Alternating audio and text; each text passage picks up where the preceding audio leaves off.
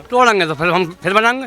हम जाएंगे कहाँ, जाएंगे कहाँ? हमने यहीं पर कमाना तो यही है। किराए पे मकान नहीं ले सकते क्या? किराए की हैसियत नहीं है। रेलवे की जमीन है ना, किसी का भी छोड़ा ही नहीं है। काम धंधे बंद कर दिए, चौपट कर दिए, इतना टैक्स लगा दिया, कहीं कोई रेडी पटरी लगा नहीं सकते। जाएंगे कहाँ?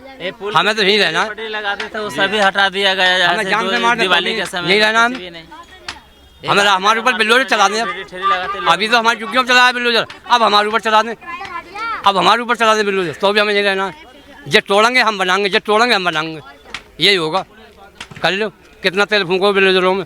तो कह रहे हैं यहाँ पर पार्किंग बनेगा, तो फिर आप लोग कह रहे हैं कि हम यहीं पे झुग्गी बनाएंगे, तो फिर तो वापस आकर के तोड़ देंगे। हम पार्किंग बनने नहीं देंगे ना यहाँ। तो क्या फायदा हमारा?